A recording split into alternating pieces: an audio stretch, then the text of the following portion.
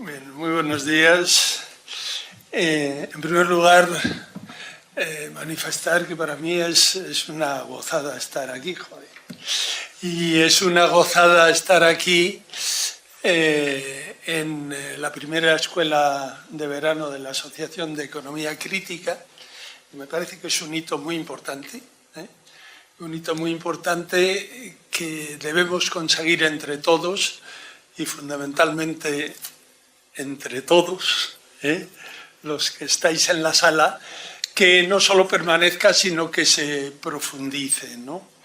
Y quisiera subrayar un aspecto, y es que esta primera escuela de verano no se hace en la Universidad de Barcelona, no se hace en la Universidad Complutense, no se hace en ninguna de las grandes, por número, por volumen de personas, universidades, sino se hace en una universidad relativamente pequeña, lo cual tiene un mérito extraordinario. Ya que tú me has dicho cosas, pues devuelvo. Tiene un mérito enorme. Es decir, y además demuestra que es posible. Es decir, que si hay grupos comprometidos y grupos que quieren hacer cosas, es posible hacerlas, y con una repercusión de largo alcance. Luego mi enhorabuena y mi agradecimiento por lo que significa esta primera escuela de verano de la Asociación de Economía Crítica. En segundo lugar, lo que yo voy a hablar, lo voy a hablar en nombre propio, pero quisiera contextualizarlo en el proceso de génesis de estas ideas, ¿no?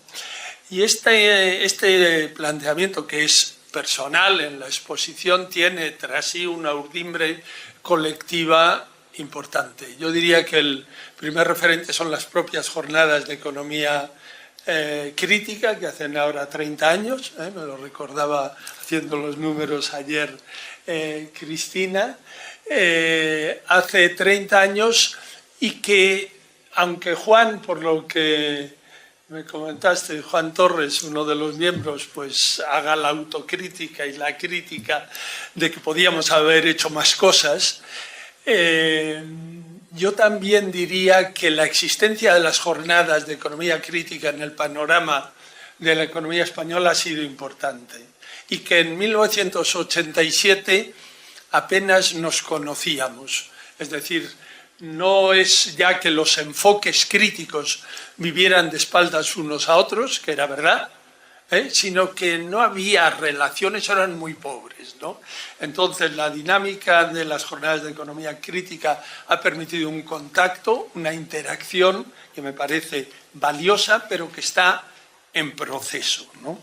Y dentro de este proceso, los planteamientos que yo voy a hacer hoy tienen también unos antecedentes más cercanos en el tiempo. Y el más cercano es los cursos de verano de la Complutense en el Escorial, donde la coincidencia de algunos de las personas aquí presentes nos llevó a plantearnos y por qué no intentar pensar juntos sobre algunas cuestiones relacionadas con la economía crítica. Esto dio lugar a un proceso que desembocó en la publicación de un par de artículos que os recomiendo en la revista de Economía Crítica, yo creo que del año 13, ¿no? Una cosa así, o 14, por ahí,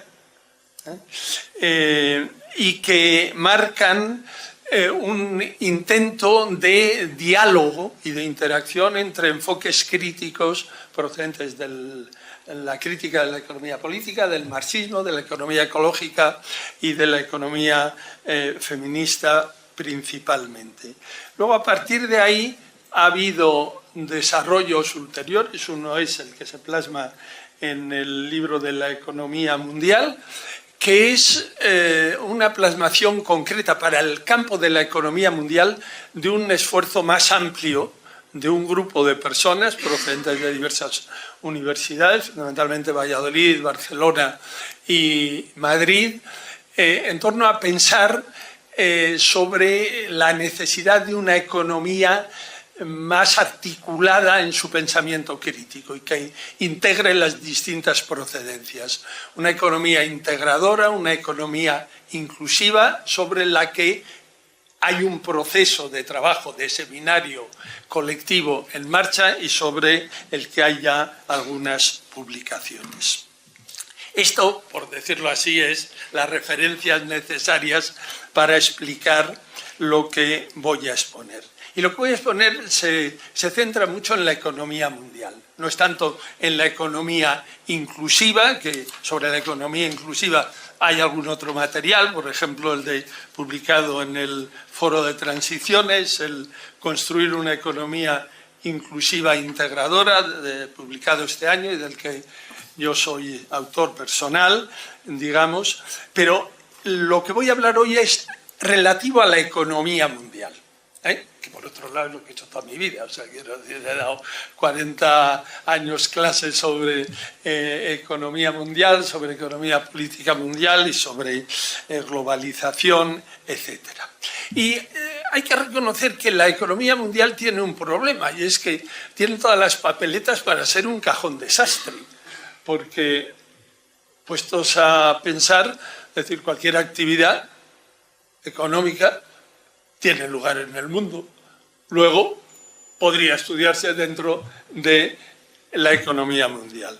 Evidentemente eso sería banalizar los estudios de economía mundial, porque los estudios de economía mundial no van referidos a cualquier actividad económica que tiene lugar en el mundo, sino van referidas a aquellas actividades económicas que utilizan el espacio mundial para desarrollarse o que vienen condicionadas por dicho espacio, aunque sean economías particulares. Y esto tiene una consecuencia muy curiosa, y es que, dicho así, diría, bueno, entonces, ¿qué pasa con las economías concretas, digamos, subdesarrolladas o desarrolladas? Pues desde esta perspectiva el tratamiento es muy diferente. Las economías y los estudios sobre las economías subdesarrolladas, sobre el subdesarrollo, desde siempre han formado parte de la economía mundial. ¿Por qué? Porque para entender el subdesarrollo rápidamente todos los estudiosos decían o imputamos aspectos procedentes, derivados de condicionamientos de la economía mundial, desde la acumulación primitiva de capital hasta mecanismos posteriores de extracción de excedente o de determinación de la especialización. Luego cualquiera que se ponía a estudiar subdesarrollo automáticamente tenía que hablar de economía mundial y lo hacía. Y sin embargo, en el caso de las economías desarrolladas, si lo pensáis, no ha sido el caso, sino que más bien diría así que las economías desarrolladas, como si fueran estudiables en sí mismas, como si no tuvieran nada que agradecer a la economía mundial, como si no hubiera una apropiación de excedente que explica sus primeras fases e implica sus reproducciones ulteriores. Es decir, el colonialismo para estudiar una economía desarrollada no es necesario. La explotación, la determinación, la extracción, depredación de recursos no es necesario. Es curioso. Es curioso, y allá detectamos un primer sesgo. Pero yo he estudiado sobre economía mundial toda mi vida, bien o mal, con mayor o menor fruto. Entonces he pensado que podía tener cierta utilidad decir, bueno, y desde una perspectiva histórica personal, ¿no? ¿Cuáles son los estudios heterodoxos de la economía mundial en que las personas de mi generación nos hemos nutrido, por decirlo así? Pues yo marcaría, he elegido 5 antecedentes.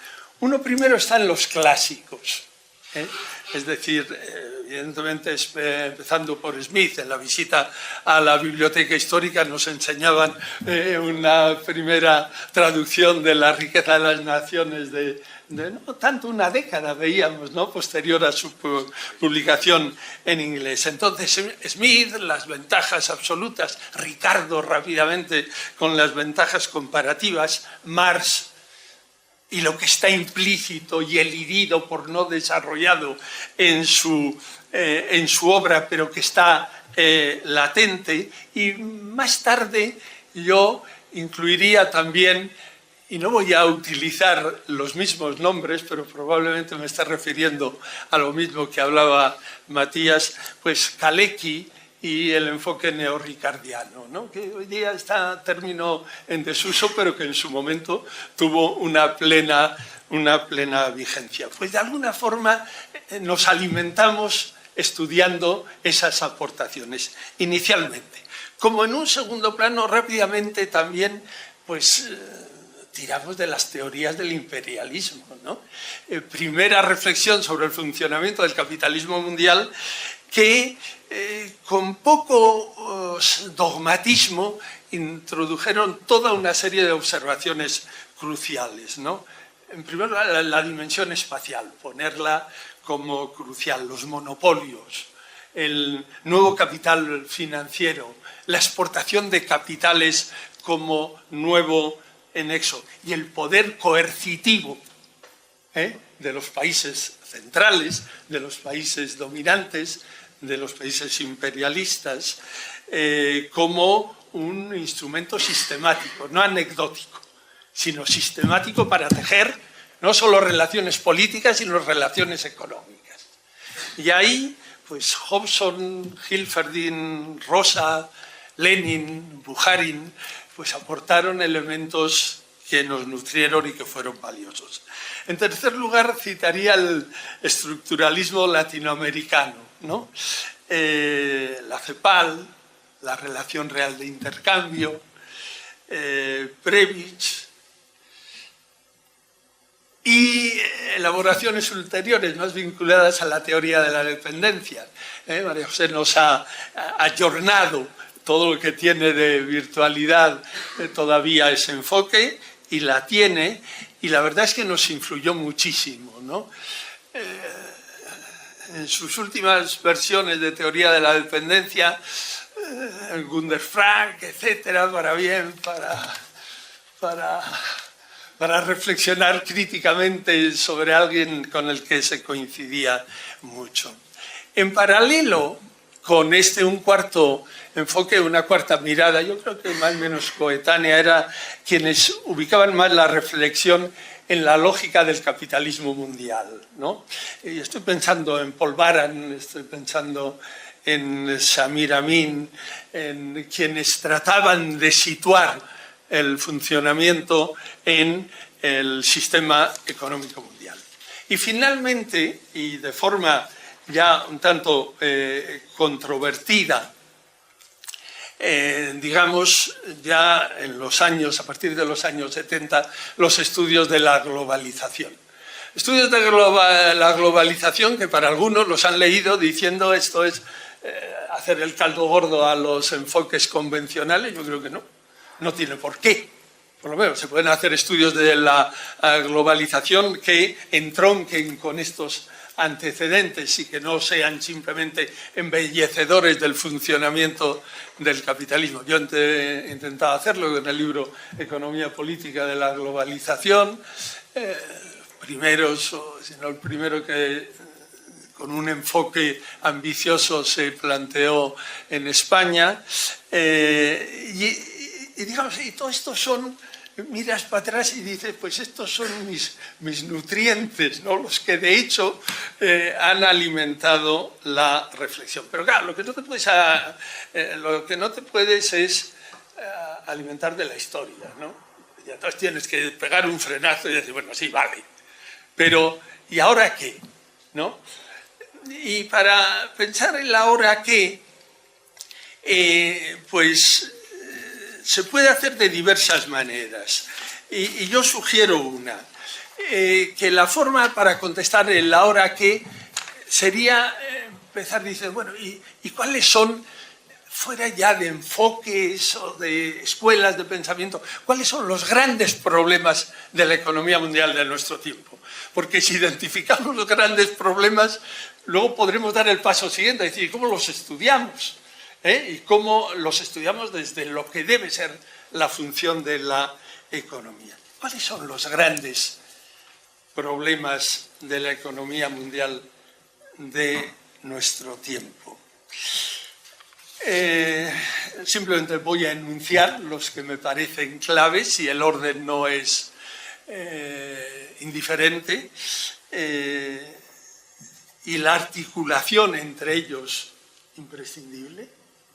Es decir, que no acaba de decir, pues yo estudio uno de ellos y me ignoro los demás. O si me los citas, te digo, pues sí, también, ese también existe, no vale. O los integramos, si son los grandes problemas, o difícilmente podremos comprenderlos. El primero es la crisis ecológica global. Es decir, la crisis ecológica global, el desbordamiento de los límites biofísicos, que tengo que reconocer humildemente, yo tardé décadas en chocarme con ese problema. E incluso en una etapa temprana, recuerdo, es un mea culpa que no salga de aquí, de Celso Furtado, Universidad de Cambridge, lección magistral inaugural. Yo lo conocía a través del estructuralismo latinoamericano y esperaba encontrar un discurso articulado sobre el estructuralismo latinoamericano. Y el cabrón de él viene y se pone a hablar del informe Meadows que acababa de salir y los límites al crecimiento. Me dieron unas ganas de decirle, pero traidor, habla de lo que nos interesa en vez de... O sea, con eso quiero decir que hay autores que vieron con anticipación, aunque provinieran de otras trayectorias. A algunos nos costó más, ¿no? Pero yo debo reconocer que he tenido que incorporar a mi análisis esa dimensión, y la pongo en primer lugar porque, siendo honesto en el estudio de la economía mundial, me he chocado con ella. Y no he podido mirar para otro lado y me he visto obligado a incorporarla como un factor crucial de los problemas de la economía mundial de nuestro tiempo. Y además, problemas en los que la economía mundial es determinante. Es decir, no es de repente un excursus hacia otro campo, hacia el campo de la física y hacia el campo de la biología. No. Es hablando de economía. Es decir, en un proceso en el que somos causantes, la dinámica de reproducción de la economía mundial es en gran medida causante de los problemas que pueden colocar al conjunto de la humanidad en situaciones límite y que pueden afectar de forma muy desigual a las distintas economías y sociedades. Y Matías, tú insistías también en tu intervención en ello. Pero que es un problema absolutamente crucial para poder estudiar y entender la economía mundial actual. En segundo lugar, otra caída, no voy a decir caída del caballo, pero sí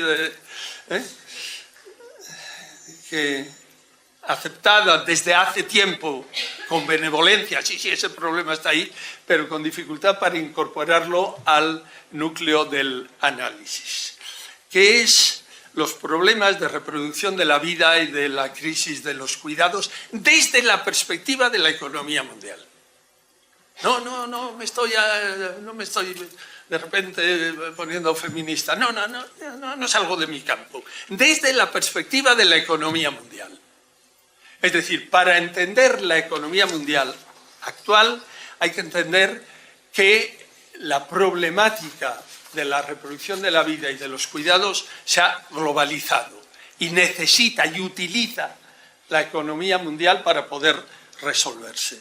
¿Por qué? Pues porque han confluido una serie de factores: el deterioro del estado del bienestar en los países centrales, la feminización del trabajo, las migraciones de mujeres, con el doble problema de que no solucionan la problemática de reproducción de la vida parcialmente en el centro a costa de desguarnecer y crear problemas en la periferia, ¿no? Segunda gran problema que tenemos ante nuestras narices si queremos estudiar la economía mundial. Y el tercero es el que normalmente es primero y exclusivo, que es la crisis del orden global de funcionamiento del capitalismo, la crisis del orden global neoliberal, ¿no? Y la crisis, que esto entroncaría sobre crisis del neoliberalismo, sí o no, que ayer otro de los ponentes tomaba postura, y yo diría crisis del neoliberalismo, sí, y a continuación diría crisis del neoliberalismo, no, y me quedo tan ancho. Pero claro, si me quedo solo ahí, dices, eres un cara dura, ¿no? Crisis del neoliberalismo, sí, ¿por qué?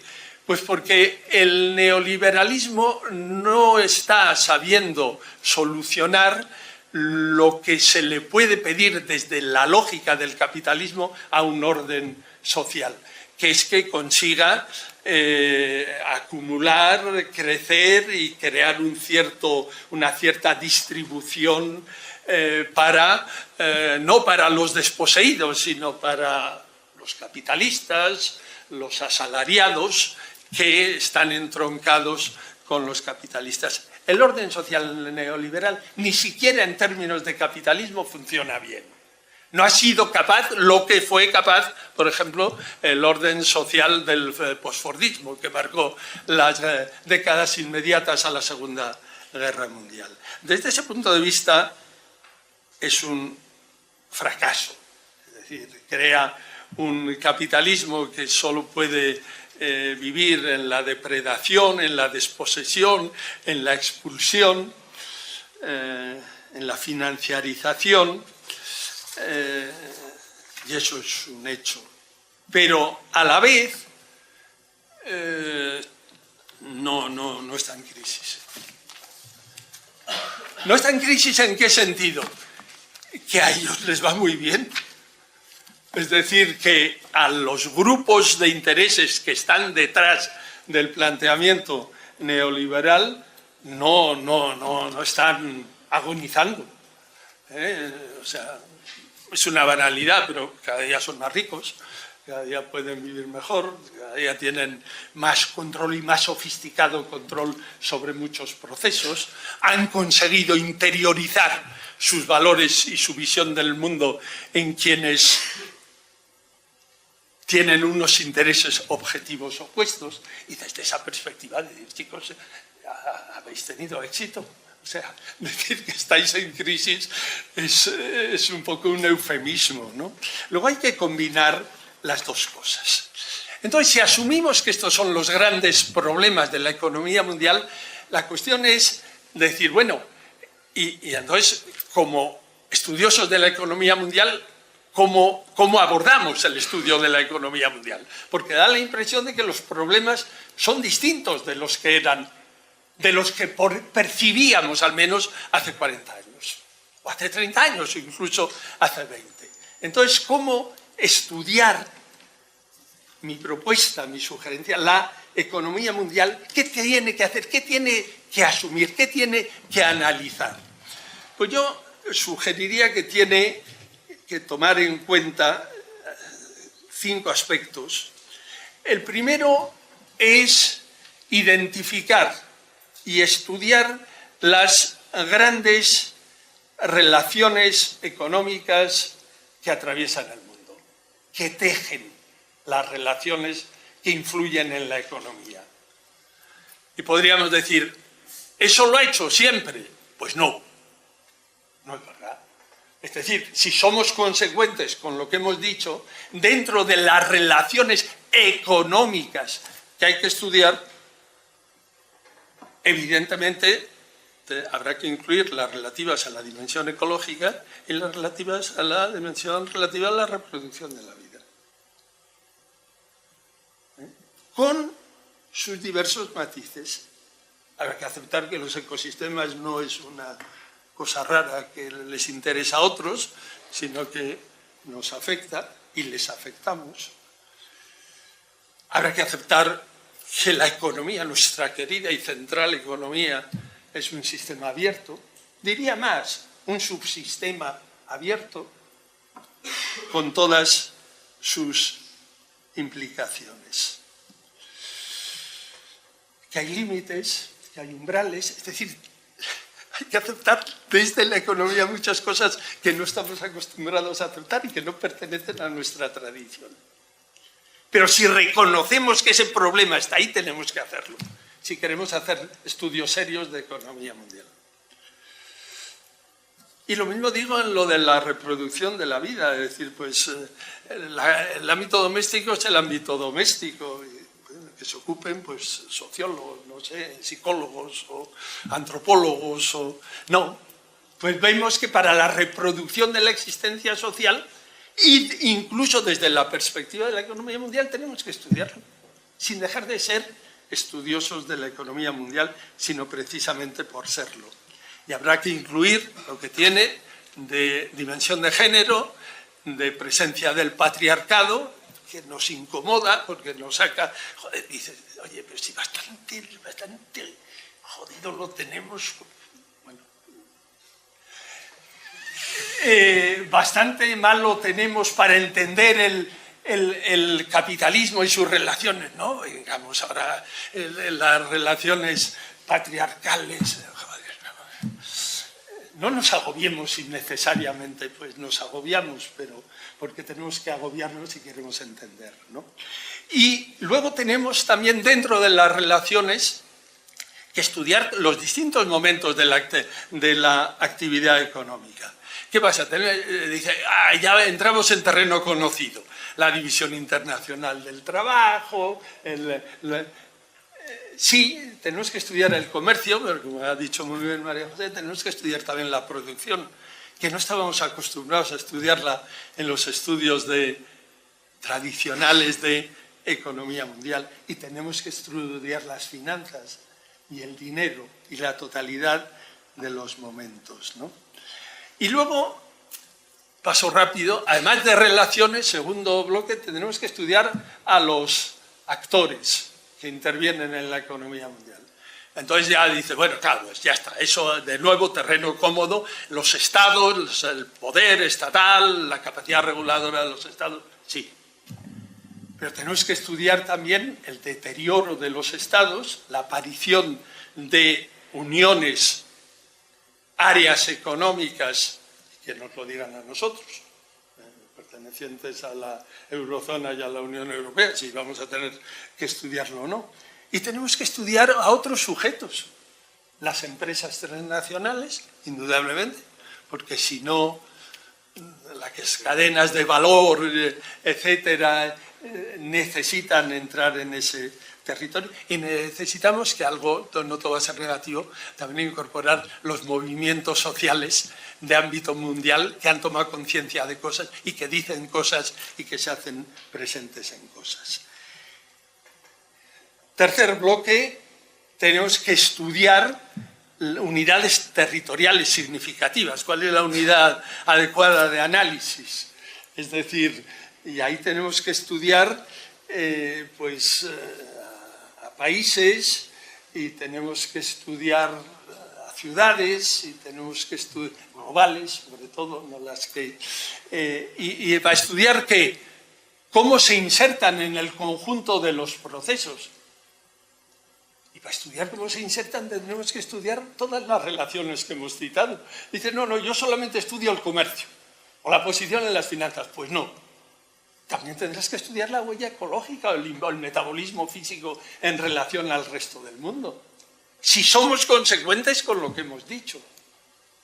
Y eso, unido al perfil específico de cada unidad territorial, nos permitirá tratar el margen de maniobra, ¿no?, que tiene cada unidad en este nuevo tejido de relaciones. Y luego, además de las unidades territoriales, el funcionamiento y reproducción del conjunto. Y ahí entramos en qué medida este conjunto, el determinado por un orden social dominante concreto, que es el neoliberal, es viable o es perverso o tiene cierto grado de viabilidad, pero con perversión, tenemos que entenderlo. Y no caben descalificaciones o valoraciones agregadas. Y tenemos que entenderlo asumiendo la complejidad y el carácter multidimensional de la crisis que hemos detectado. Y un último aspecto es que sobre la hipótesis de trabajo de que las cosas en su totalidad pintan oscuras en cuanto al funcionamiento de la economía mundial en relación a este tipo de relaciones o a esta lectura, tenemos que pensar cómo nos situamos en los estudios de economía mundial respecto a las transiciones hacia una forma de organizar el funcionamiento del conjunto que sea más viable. Las transiciones hacia el poscapitalismo. Pues sí, pero cuando decimos eso, a la vez decimos, ¿y eso qué es? Y tenemos que aceptar el decir, ¿y eso qué es? Porque no sabemos muy bien de qué hablamos cuando hablamos de poscapitalismo. Podemos decir qué rasgos lo determinan, que tienen que estar presentes, pero decir, estamos hablando de este tipo de sociedad, no lo sabemos. Y corremos el riesgo de que en ese tránsito haya escenarios tenebrosos. Y a mí eso yo reconozco que me angustia y que me crea perplejidad. Cuando te dicen algunos desde otras perspectivas, pero joder, pero es que la crisis y el colapso que puede desencadenarse fruto del calentamiento global y del sobrepasamiento de otros límites es de mayor escala del que estáis hablando y tiene un grado de urgencia superior. Y vosotros tejiendo cositas ahí de cómo se puede entender cuando se está desmoronando el templo encima de nuestras cabezas. ¿Qué hacemos? Acabamos la escuela de verano, la primera y todas las escuelas de verano sobre economía crítica y decir, oye, que lo que viene es otra cosa, pues tenemos que encontrar nuestro espacio. Yo creo que no podemos abandonar, que tenemos nuestro papel, nuestro modesto papel, pero tenemos que jugarlo. Y en eso hay que pensar. ¿Y cómo nos situamos en esa perspectiva de colapso? Entonces, tesis final y propuesta. Y entro en un terreno polémico. Para hacer todo esto, que creo que es lo que tiene que hacer la economía política mundial,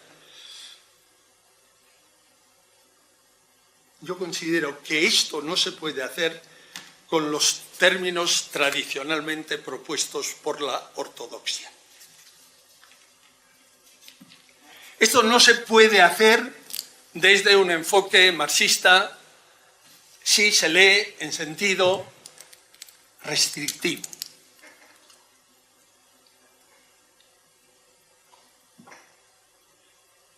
Porque deja fuera demasiadas cosas y si además la lectura es restrictiva, se autoempobrece y empobrece a quienes interactúan con él. Y es una pena que no esté Xavier, me hubiera encantado poder polemizar, es exalumno de licenciatura, también me acuerdo de él allí en primera fila, ahí torciendo el morro, porque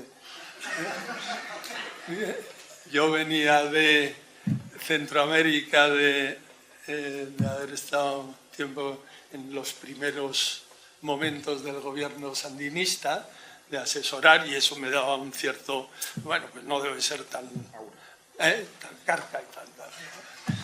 Pero luego ya, o sea, que le tengo una vieja relación y un gran afecto personal. Y me gustaría decir que o el enfoque, el método marxista se considera menos completo y se abre más a otras aportaciones, o su capacidad para aportar se verá seriamente lastrada. Y en segundo lugar, si el núcleo teórico duro se mantiene en cuanto a aspiración a no caer en el eclecticismo, pero evita formulaciones demasiado cerradas, pues también será valioso. O sea, no es lo mismo decir un marxismo que viene definido por quienes aceptan la ley del valor y la ley de la tendencia decreciente de la tasa de ganancia y quienes no la aceptan extramuros, que un marxismo que dice toda la riqueza y que les puso con gran brillantez que puede aportar el marxismo, pero por otro lado con menos seguridad y autosuficiencia en cuanto a tener respuesta a todas las cosas. Pero tampoco creo que la economía política genérica de la que nos hemos nutrido, es decir, incluso Kalecki, Keynes, ricardianos, institucionalistas, aportaciones procedentes de la historia que nos debe irrigar, cierto, pero hay un riesgo de eclecticismo, de que al querer coger tanto, al final que te salta una cosa, decir, qué buena voluntad tienes, pero joder, y además faltan las nuevas miradas, los nuevos problemas.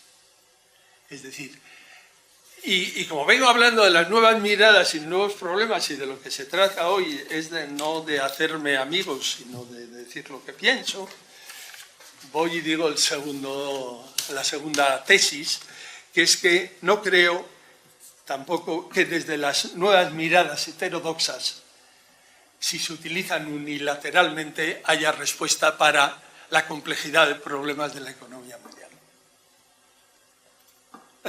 Y eso se lo aplicaría a las miradas unilaterales, a las lecturas unilaterales, tanto de la economía ecológica como de la economía feminista.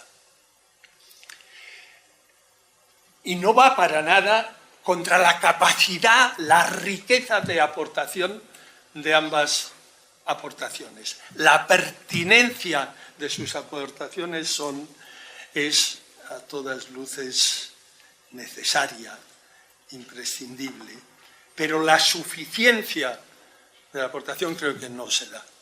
Es decir,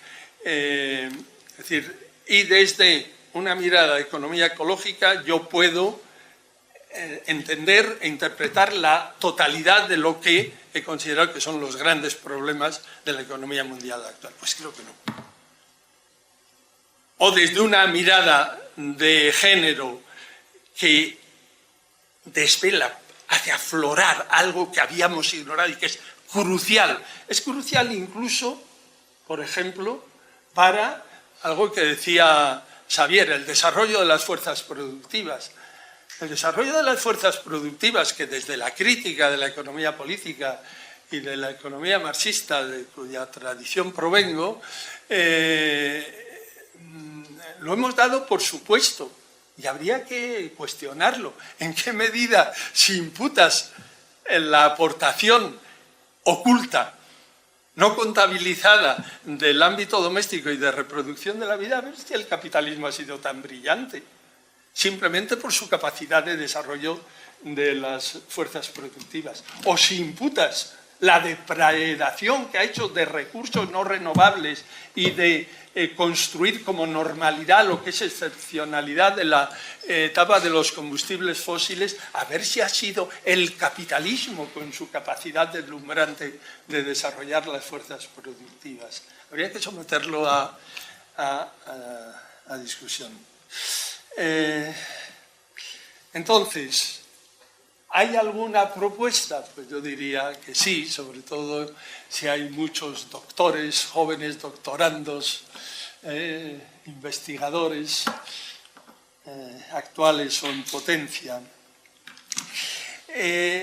Aunque las aportaciones heterodoxas sean insuficientes, son imprescindibles.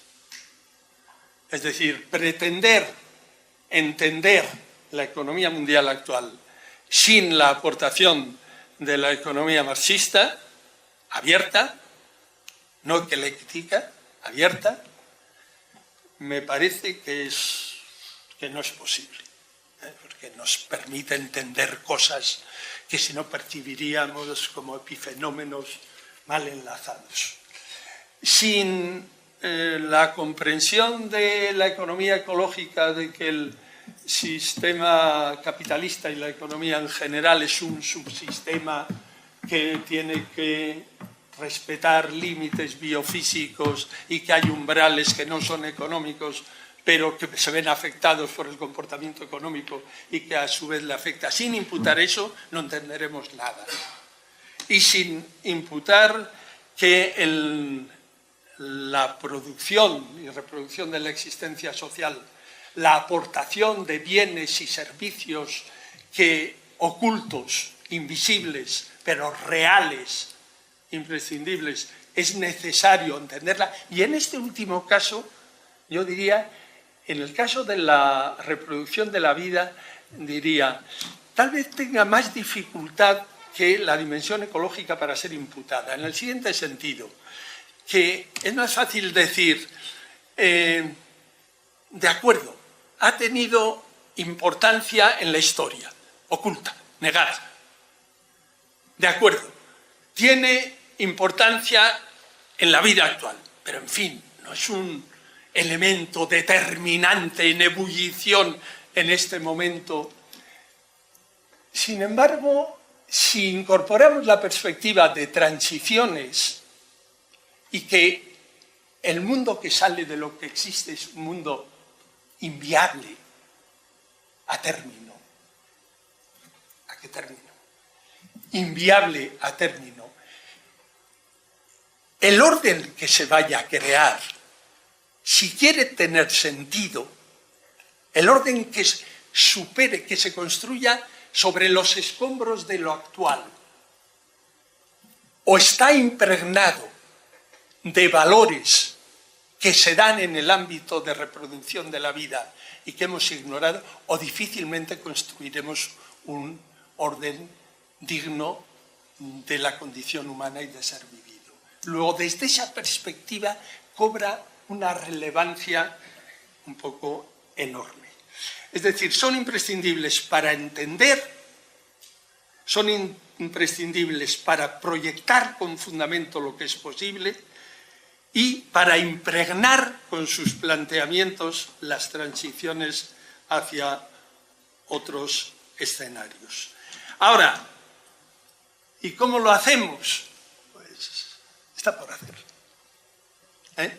Está por hacer. Es decir, ¿cómo conseguir integrar estas miradas, articularlas, dotarnos de categorías, de indicadores que no sean justaposiciones y que nos permitan pensar?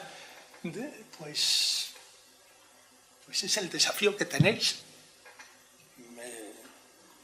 Me alejo por cuestión de edad, no porque no me considere afectado, es el desafío que tenemos. Y además es un desafío que no es obvio cómo hay que resolverlo, y lo hemos discutido, cómo hay que ir de la construcción de categorías y indicadores al análisis de los casos concretos o de la confluencia en el análisis de los casos concretos para tratar de destilar categorías y indicadores, pues probablemente una mezcla de las dos cosas. Pero es la gran cuestión de los estudios de economía mundial. Y es un nuevo campo, que por otro lado es fascinante. Yo siento ser tan viejo y que no pueda decir, yo voy a participar en... es un campo fascinante. Y sería imprescindible que impregnara los programas de investigación en el ámbito de la economía mundial, un enfoque de esta naturaleza. Tendrían que salir tesis doctorales que trataran de alimentar esta dimensión. Y en la medida que no salgan o no existan esos programas, nos irá mal en los estudios de economía mundial. Aunque sabemos que cuando lo hagamos, pues tendremos la enorme dificultad de decir, oye, yo para hacer una tesis doctoral y llevarla a término, yo tengo que coger una cosa abarcable. Oye, esto es... Bueno, habrá que saber combinar los análisis parciales, que si se ponen como alternativas excluyentes de los análisis sistémicos son perversos, pero dentro de una concepción sistémica los análisis parciales son no solamente posibles, sino imprescindibles y necesarios. Y son los que hay que hacer. Nada más.